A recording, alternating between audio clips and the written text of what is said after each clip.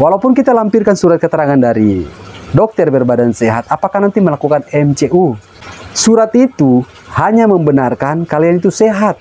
Apakah bisa pengambilan surat keterangan tersebut di Lelylef? Itu dari staf HRD meminta untuk ada surat keterangan tersebut.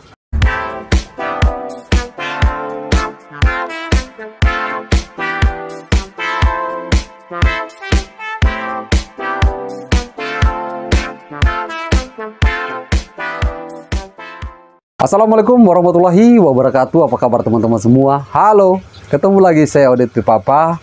Ada yang sudah kirimkan berkas lamaran secara online, tidak pernah dihubungi dan lain-lain sebagainya. Ini saya akan bahas dan mereka bertanya kepada saya, apakah surat keterangan dari dokter itu penting ataukah tidak sebagai lampiran. Saya akan jelaskan, jangan lupa subscribe ke channel YouTube saya agar saya lebih semangat lagi hadirkan informasi untuk kalian semua. Jadi paling bagus begini Pak, sebelum kalian datang ke Maluku Utara, Tanjung Uli melamar secara langsung di loket atau mau kirimkan berkas lamaran kalian lewat via email dan WhatsApp HRD, itu kalian kirimkan kepada saya di WhatsApp pribadi saya. Tapi bukan WhatsApp grup, karena kalau WhatsApp grup saya tidak layani. Hanya di WhatsApp pribadi. Kalian klik bergabung di bawah supaya bisa dapatkan WhatsApp pribadi saya. Nanti saya akan bantu lihat apakah berkas kalian itu sudah lengkap ataukah masih ada yang kurang. Seperti yang satu ini. Dia WhatsApp kepada saya.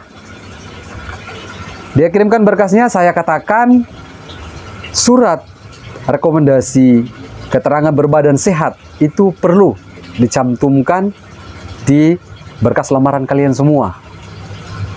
Kenapa saya katakan seperti itu? Karena kalian yang buat surat lamaran lewat format yang saya berikan di video saya tahun lalu, nanti videonya juga saya taruh di bawah, itu kan ada keterangan saat ini saya berbadan sehat jasmani maupun rohani. Jadi itu sangat penting sekali sebenarnya, harus ada lampiran surat keterangan berbadan sehat dari dokter maupun puskesmas. Oke, saya jelaskan nanti di sini. Di mana-mana kalian yang mau melamar kerja ini kan orang harus melihat pertama kali itu surat keterangan sehat dari dokter. Kalau Anda sakit kan mereka tidak akan terima. Terus ada yang bertanya juga, walaupun kita lampirkan surat keterangan dari dokter berbadan sehat, apakah nanti melakukan MCU? Oke, saya jelaskan, tetap akan diadakan MCU di klinik Wedabei. Surat itu hanya membenarkan kalian itu sehat sebagai lampiran, supaya nanti staf HRD akan menerima berkas kalian semua. Seperti yang saya katakan tadi, dimanapun perusahaan apapun kalian mau melamar, wajib melampirkan surat keterangan tersebut. Terus bagaimana jika yang berdomisili dari luar nih? Contoh dari Manado, yang sudah terlanjur datang ke sini tidak membuat surat keterangan dari dokter atau puskesmas dari kota mereka. Apakah bisa pengambilan surat keterangan tersebut di Lelylef atau di Weda? Saya katakan bisa. Jadi itu hanya sebagai lampiran melamar kerja. Jadi ke puskesmas Lelylef bisa, di puskesmas Transkobe bisa, terus ada juga di rumah sakit umum Weda bisa, rumah sakit umum Ternate bisa. Yang pastinya ada keterangan dari instansi tersebut bahwa Anda itu berbadan sehat. Keterangan di bawah surat lamaran, keterangan di bawah surat lamaran, keterangan di bawah surat keterangan dari dokter itu keperluannya untuk melamar pekerjaan. Nah, itu harus dilampirkan. Kemarin itu ada yang sempat saya panggil ya. Dia tinggal bersama saya di sini dan alhamdulillah Pak C sudah training saat ini. Jadi ceritanya begini. Saya ini lihat Pak C tidur di pangkalan TNI. Itu saya perhatikan, ini orang tiap hari tidur di sini. Apa masalahnya sebenarnya? Jadi Pak C ini kan dia sudah pusing. Saya jujur, dia diusir dari kos-kosan karena tidak ada uang lagi bayar kos-kosan. Terpaksa saya panggil, saya bilang, Pak C, kalau begitu datang saja ke saya, nanti orang tinggal sama-sama. Jadi saya ambil dia dengan motor, bawa ke sini. Saya tanya sama Pak C, berkas sudah pemasukan? Belum. Kenapa? Karena saya tidak ada surat keterangan dari dokter untuk lampiran. Karena saya pertama kali ke loket, itu dari staf HRD meminta untuk ada surat keterangan tersebut. Nah, ini berarti Pak C, ini videonya kemarin. Nah, jadi ceritanya Pak C ini orang Biak ya?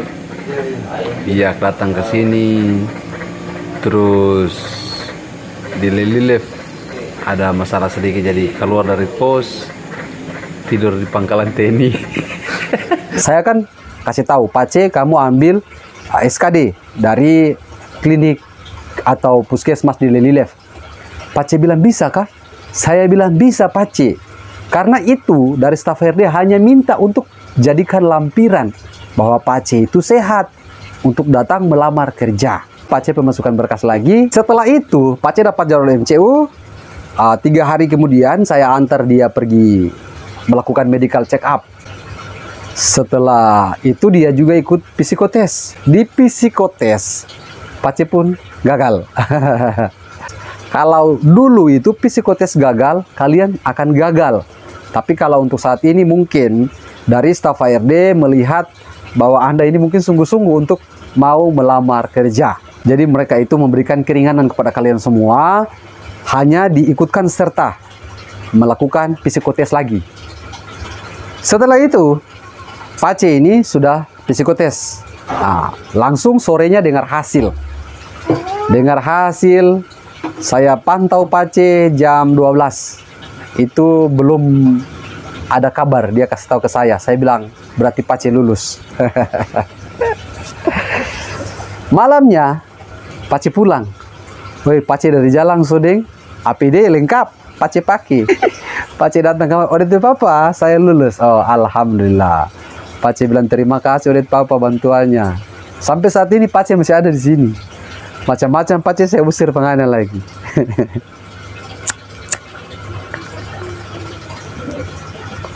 Jadi, apakah kalian semua ini masih mengeluh tentang biaya? Nah, saya cerita sedikit ini tentang Pak C. Pak C ini kan dari Biak. Dari Biak dia hanya bermodal apa adanya. Dia lama sebenarnya di Manokwari karena tidak ada biaya lagi. Cari modal lagi, menyusul ke Sorong. Ke Sorong itu dengan modal mungkin pelarian. Karena sesuai yang diceritakan kepada saya seperti itu. Sampai di Sorong, dia naik kapal ke Ternate itu pelarian juga. Jadi Pak C ditangkap waktu itu, dia langsung diminta uang. Jadi dia buka uang hanya 70.000. Dia kasih, karena uangnya hanya 70.000. Setibanya juga di Ternate, dia ikut-ikutan orang saja. Alhamdulillah dia bisa tiba di Tanjung Uli. Begitu. Berkas harus diminta fotokopi dan lain sebagainya, itu tidak ada uang. Nah, apakah kalian dari kota asal juga masih mengeluh bahwa tidak ada biaya ke sini? Jangan. Kalau Pak C itu bisa, kenapa kalian tidak bisa? Pak C itu karena ada niat mau kerja. Makanya dia bisa sampai di Lelilef ini. Dan sekarang alhamdulillah dia sudah ikut training 1 minggu ini. Yang lucunya begini, dia pun di sini tidak ada sepatu.